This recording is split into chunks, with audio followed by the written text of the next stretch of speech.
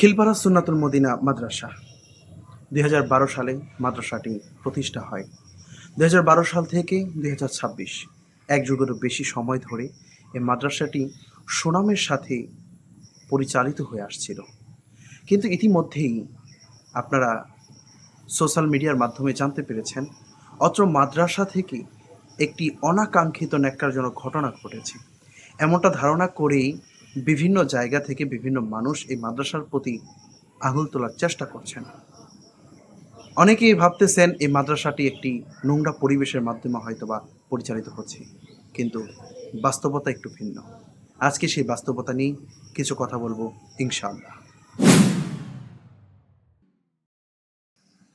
Social মিডিয়াতে যেটা viral হয়েছে, সোশ্যাল মিডিয়াতে যেভাবে প্রচার করা হচ্ছে যে সুন্নাতুল মদিনা মাদ্রাসার শিক্ষক সুন্নাতুল মদিনা মাদ্রাসার শিক্ষার্থীকে দুনিয়া থেকে সরিয়ে দেওয়ার জন্য চেষ্টা করেছে, ধারালো অস্ত্র ব্যবহার করেছে এবং অপকর্মের জন্য আহ্বান করেছে ইত্যাদি। মানে এইভাবে প্রচার হচ্ছে যে মাদ্রাসার শিক্ষক মাদ্রাসার শিক্ষার্থীকে অপকর্মের জন্য আহ্বান করেছে, অপকর্মের রাজি না হওয়াতে তাকে দুনিয়া থেকে সরিয়ে দেওয়ার জন্য চেষ্টা করেছে। কিন্তু ঘটনাটা একটু ডিফারেন্স। ঘটনাটা হচ্ছে সুন্নাতুল মদিনা মাদ্রাসার শিক্ষার্থী, এটা সত্য, কিন্তু শিক্ষকটা হচ্ছে সাবেক শিক্ষক, অর্থাৎ অত্র মাদ্রাসার সম্মানিত মুহতামিম মাওলানা কাজী ইলিয়াস সাহেব দামাত বারকাতুহুম, তার সাক্ষাৎকারে এই কথাটা ফুটে উঠেছে যে এই হাফেজ লুকমান নামক ব্যক্তিটাকে খণ্ডকালীন শিক্ষক হিসাবে নিয়োগ দেওয়া হয়েছিল। লোকমান আমার এখানে খণ্ডকালীন 2 থেকে 2.5 ঘন্টা ক্লাস করতো। যেহেতু আমি অসুস্থ, বারডেমে আমি স্ট্রোকের রোগী, আমার 2-3টা ক্লাস সে তাকে দিয়ে অস্থায়ীভাবে 1.5 মাসের জন্য নিয়ে তাকে আমরা এখানে নিয়োগ দিছি। অর্থাৎ মুহতামিম সাহেব যখন অসুস্থ ছিলেন, সেই অসুস্থ সময়টাতে যেন ক্লাস করতে পারে সেই জন্য তাকে নিয়োগ দেওয়া হয়েছিল। অতএব সে মাদ্রাসার বর্তমানে কোনো শিক্ষক না, কিন্তু এজন্য কি দোষ নয়? এটা অবশ্যই অবশ্যই দোষ। আমি একটা কথা সবসময় বলি, আমি একটা ভিডিওর মধ্যেও এর আগে বলেছিলাম যে অপরাধ কে করেছে এটা মূল বিষয় না, কি অপরাধটা করেছে এটা হচ্ছে মূল বিষয়।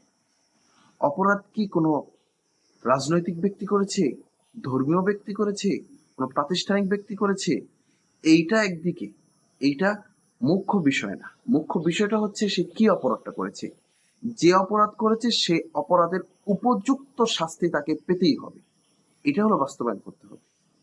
হাতাতালি দেওয়ার কিচ্ছু নেই যে অমুক জায়গায় করেছে বাস বাহ বাহ বাহ বাহ দিচ্ছি, না এটা না। কিংবা এরকমটাও না যে আমার দলের কোনো লোক কোনো অন্যায় করেছে, এই জন্য আমি সে অন্যায়টাকে ন্যায় দ্বারা পরিবর্তন করার জন্য চেষ্টা করব, এমনটাও করা কোনোভাবেই সম্ভব না বা কোনোভাবে উচিত নয়। অর্থাৎ আমি এটা বুঝাইতে চাচ্ছি যে ধরেন অন্য দলের কেউ অপরাধ করেছে, এই জন্য আমি ফেসবুক থেকে শুরু করে সমস্ত জায়গায় প্রতিবাদের আগুন ঝরায় দিলাম যে এই অন্যায়ের বিচার চাই।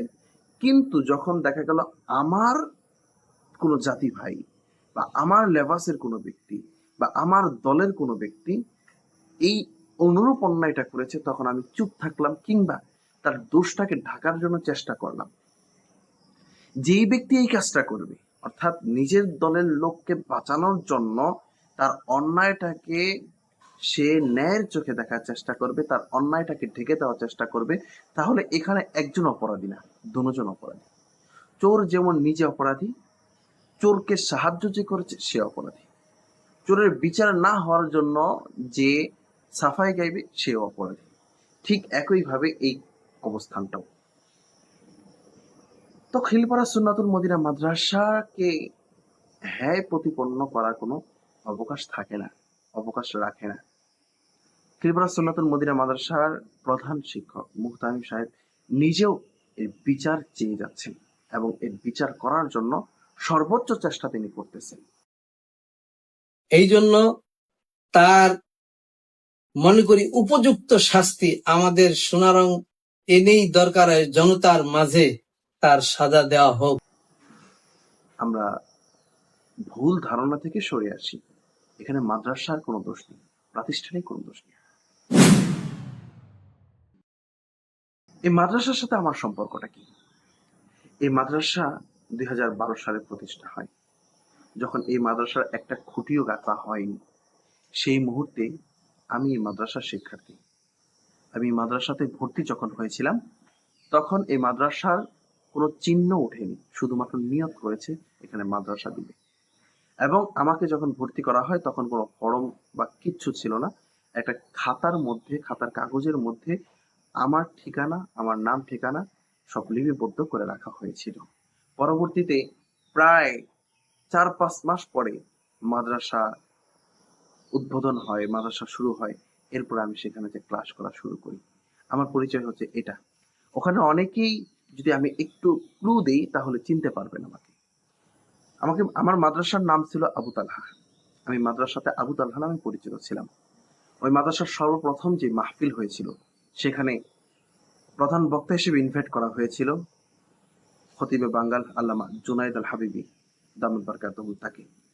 সেই সময় জুনায়েদ আল হাবিবি দামাত বারকাতুহুম তিনি স্টেজে ওঠার পূর্বে সেই সময় প্রদর্শনী নিদর্শন করা হয়েছিল।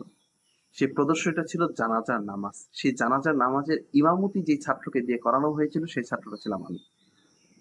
তো আমার পরিচয় হচ্ছে এটা।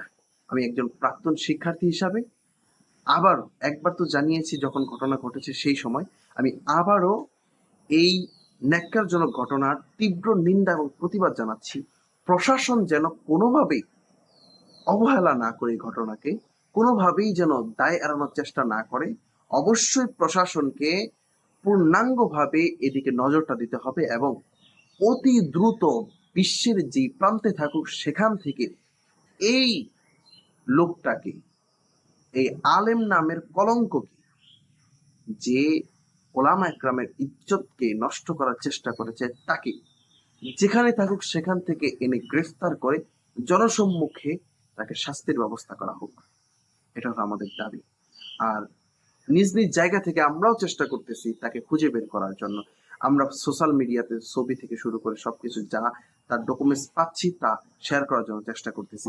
এক্ষেত্রে মসজিদ কমিটির সবচেয়ে বেশি ভূমিকা রাখার প্রয়োজন। যেহেতু মাদ্রাসার শিক্ষক, মাদ্রাসার মুহতামিম সাহেব তিনি বলেছেন যে খণ্ডকালীন সময়ের জন্য তাকে চাকরি দেওয়ার কারণে তার কোনো কাগজপত্র তারা নেননি। কিন্তু আমরা কোনো নিয়োগই তাকে দেই নাই। এই জন্য ওইরকম পেপার আমরা তার থেকে নেই নাই। যেহেতু সে একটা মসজিদের 1 বছর যাবত ইমামতি এবং চাকরি করতেছে সোনারং ক্লাব মসজিদে, হ্যাঁ, এবং মসজিদের কেশিয়ারের কাছে আলোচনা করলাম, আমরা অল্প সময়ের জন্য তাকে একটুখানি মাদ্রাসায় ক্লাস করবে, আমি অসুস্থ, নিতে পারি কিনা। সে বলছে নির্দ্বিধায় নিতে পারেন, ভালো লোক। কিন্তু মসজিদে যেহেতু 1 বছর যাবত তিনি চাকরি করতেছেন, সেহেতু মসজিদে তার সমস্ত ডকুমেন্টস থাকাটাই স্বাভাবিক। আর যেহেতু মসজিদের সমস্ত ডকুমেন্টস আছে, এই সমস্ত ডকুমেন্টস গুলো দিয়ে প্রশাসনকে সহায়তা করে তাকে অতি দ্রুত গ্রেফতার করে সর্বোচ্চ শাস্তি, উল্লেখযোগ্য শাস্তি প্রদান করার জন্য আমরা বিনীতভাবে অনুরোধ করতেছি। আমরা আইনের ঊর্ধ্বে না, আমরা আইনকে হাতে তুলতে চাই না। যদি প্রশাসন ঘুমিয়ে থাকে তাহলে এ জাতি আইন হাতে নিতে বাধ্য হবে। এই বাধ্য করবেন না, দয়া করে প্রশাসনকে বলবো, এই বাধ্য করবেন না। আপনারা আপনাদের কাজের গতিকে বৃদ্ধি করেন, আপনারা উল্লেখযোগ্য কাজকে দেখান, জাতিকে দেখান যে আপনারা জাতির জন্য কাজ করতেছেন। পুলিশ যে জনতার বন্ধু, এটাকে প্রমাণ করার জন্য আমি এই সোশ্যাল মিডিয়ার মাধ্যমে অনুরোধ করলাম।